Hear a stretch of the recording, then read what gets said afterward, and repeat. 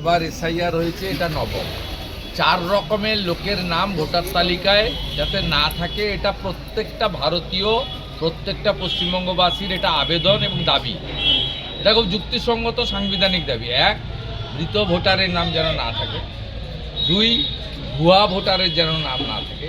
3, একজন ভোটারের নাম যেন 2 বা 3 জায়গায় না থাকে।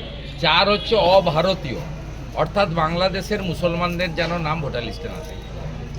এই 4 রকমের লোকের নাম ভোটার তালিকায় রাখা যাবে না। এটা তো অন্যায়ের কিছু নেই। যারা ভারতীয়, তারা হিন্দু হতে পারে, মুসলিম হতে পারে, খ্রিস্টান হতে পারে, তাদের নাম থাকবে। কিন্তু যারা ভারতীয় নয়, বাংলাদেশ থেকে 2 প্রকারের মানুষ পশ্চিমবঙ্গে এসেছে। হিন্দুরা এসেছে ধর্ম বাঁচানোর জন্য, তারা অনুপ্রবেশকারী নয়, তারা শরণার্থী, তাদের নিজেদের ধর্ম রক্ষা করার জন্য। তারা ইসলাম গ্রহণ করেনি, তারা বাঁচার জন্য এখানে এসেছে, তারা শরণার্থী।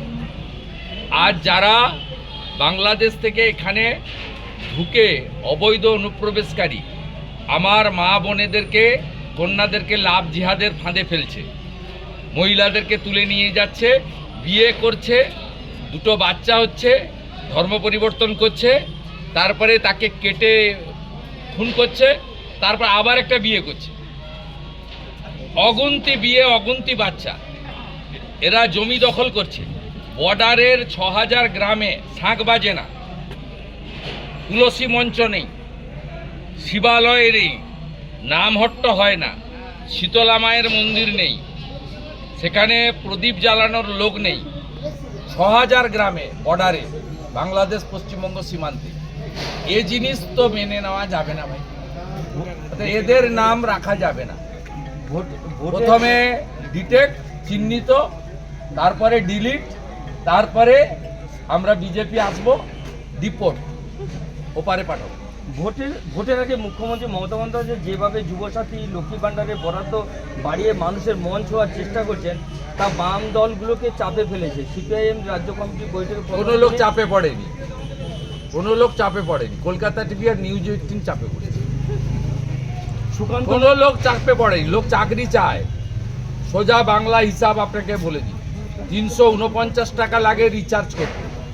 এই টাকাতে কিচ্ছু হয় না। লোক চাকরি চায়, লোক শিল্প চায়, লোক টাটাকে ফেরানো চায়, এমপ্লয়মেন্ট এক্সচেঞ্জ তুলে দিয়েছেন, আবার চালু হোক চায়। আর উনার এসব ধাপ্পাবাজি লোক জানে। 2013 সালে যুবক যুবতীরা 17 লক্ষ ফর্ম ফিল আপ করেছিল। তাদের সেই 17 লক্ষ ফর্মকে উনি কেজি দরে বিক্রি করেছেন। উনি পারবেন তো এপ্রিল মাসে দিতে? উনি জানেন ভোট ঘোষণা হবে, দিতে হবে না। অনলাইন করেননি কেন? এসআইআর এ নাকি লাইনে দাঁড়ানোর জন্য আপনার লোকেরা তো নাম ভুল করেছে। আপনি নিয়োগ করেছেন বিএলওদের, ইলেকশন কমিশনের লোক তো তারা নয়। আপনি বিএলও পাঠিয়েছেন আপনার সরকারি কর্মচারীরা, তারা আমাদের নামের বানান ভুল, পদবীর বানান ভুল করেছে। তারপরে লোককে বাধ্য করিয়েছে লাইনে দাঁড়াতে, এসআইআর এর লাইনে। আর এখন আপনি পশ্চিমবাংলার লক্ষ লক্ষ যুবক যুবতীকে লাইনে দাঁড় করাচ্ছেন কেন? আপনি তো অনলাইন করে দিতে পারতেন। এখন তো সব অনলাইনে হয়। অতএব এসব জিনিস করে হবে না। মমতা ব্যানার্জির সরকার হচ্ছে মুসলিম লীগ 2। যারা মুসলিম লীগকে চান তারা জোড়া ফুলে ভোট দেবেন, যারা মুসলিম লীগকে হাঁটাতে চান তারা পদ্ম ফুলে ভোট দেবেন। বিজেপি এলে বাবরের নাম আগে মোছা হবে। বাবরের নাম আগে পরিষ্কার বলে গেলাম, বাবরের নাম লিখতে দেব না কোথাও। প্রমাণ করে দেবো আমরা।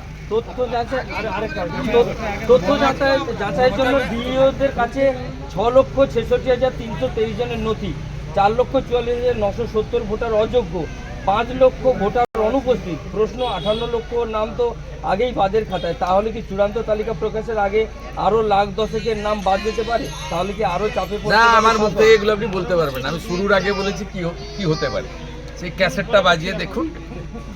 শুরুর আগে বলেছি, আর ফাইনাল বলবো ফাইনাল ভোটার লিস্ট বেরোনোর পরে।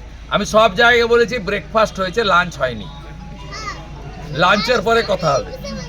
প্রভু শ্রী চৈতন্য 3বার রাত্রি যাপন করেছেন। এই মহাপ্রভুর মন্দিরে আমরা উৎসব করি, এই মহাপ্রভুর আগমনের উৎসব, এবং লাগাতার এটা 8 বছর ধরে হচ্ছে।